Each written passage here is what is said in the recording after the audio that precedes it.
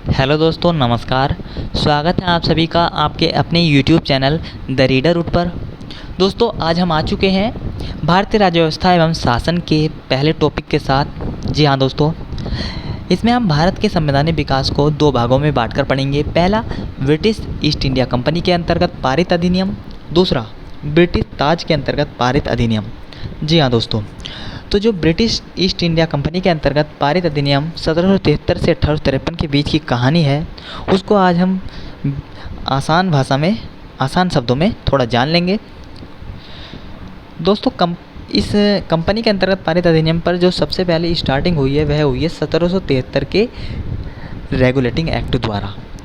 जी हाँ दोस्तों, हमने 1773 के रेगुलेटिंग एक्ट को कई बार सुना होगा, कई बार हमने इसको पढ़ा भी होगा, लेकिन अक्सर हम भूल जाते हैं कि इसमें ऐसा क्या हुआ, मतलब ये एक एक्ट हमें जानना क्यों ज़रूरी है। तो इसी के लिए आज हमने ये वीडियो बनाई है। तो चलिए देख लेते हैं आखिरकार इसमें ऐसा क्यों हुआ, इसे हमें क्यों जानने की ज़रूरत है। इसके अनुसार हुआ ये, बंगाल के गवर्नर को बंगाल का गवर्नर जनरल पद बना दिया गया एवं उसकी सहायता के लिए 4 सदस्य कार्यकारी परिषद का गठन किया गया, जिनका कार्यकाल 4 वर्ष रखा गया। इसी एक्ट के अनुसार वॉरेन हेस्टिंग्स प्रथम गवर्नर जनरल तथा फ्रांसिस क्लेवरिंग, मॉनसन और बोरवेल काउंसिल के सदस्य नियुक्त हुए। आगे देख लेते हैं।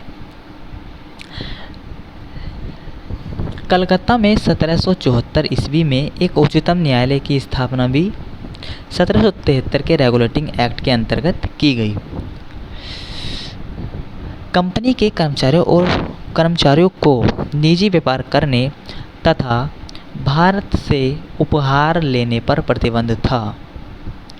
ब्रिटिश सरकार ने कोर्ट ऑफ डायरेक्टर्स के माध्यम से कंपनी पर नियंत्रण किया। तो ये सारी चीज़ें दोस्तों हमें 1773 के रेगुलेटिंग एक्ट में जानने की आवश्यकता है। अब इससे आगे देख लेते हैं पिट्स इंडिया एक्ट 1784। इसमें हुआ ये, कंपनी के व्यापारिक और राजनीतिक कार्यों को पृथक्करण कर दिया गया। इसमें एक निदेशक मंडल बनाया गया, दूसरा नियंत्रण बोर्ड बनाया गया।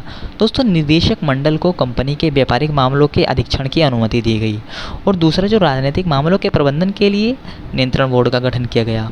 तो इस एक्ट के बारे में हम इतना ही जानेंगे। अब देख लेते हैं नेक्स्ट एक्ट के बारे में। इस पर हम 1786 के अधिनियम पर थोड़ी चर्चा कर लेंगे। 1786 के अधिनियम में ऐसा क्या हुआ जिसे हमें जानने की ज़रूरत है।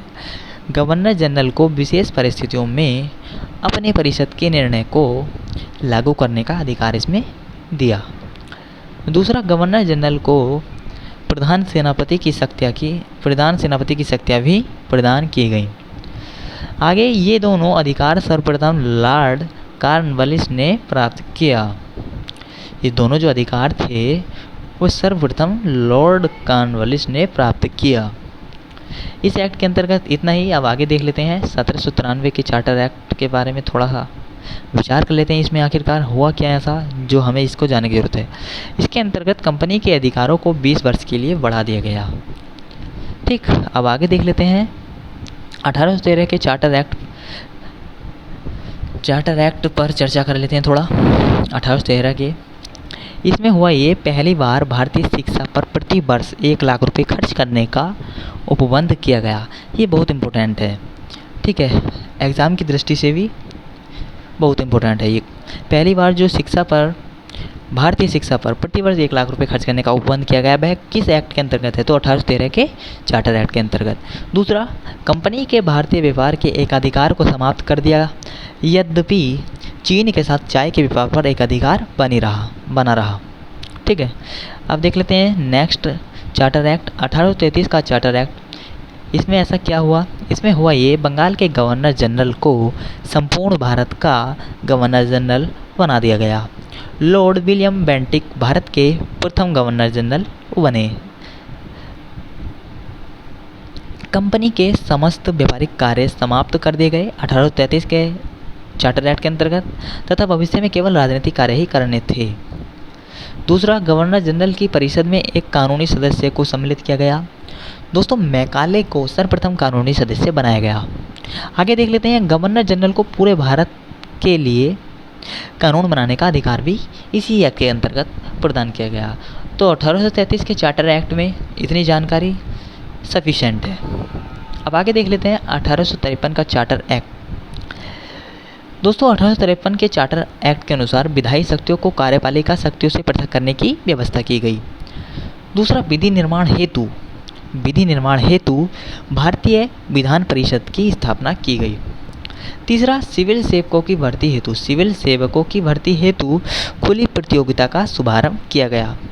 तो दोस्तों कंपनी के अंतर्गत पारित अधिनियम 1773 से 1853 के बीच की कहानी इतनी ही हम इस वीडियो के माध्यम से जानेंगे। तो मिलते हैं नेक्स्ट टॉपिक के साथ। इसमें आगे हम पढ़ेंगे 1858 से 1947 के बीच की कहानी, जो ब्रिटिश ताज के अंतर्गत पारित अधिनियम पर आधारित है। तो दोस्तों यदि आपको वीडियो से थोड़ी भी जानकारी मिली हो तो प्लीज़ चैनल को सब्सक्राइब कर लेना और वीडियो को लाइक कर देना। धन्यवाद। मिलते हैं नेक्स्ट वीडियो के साथ।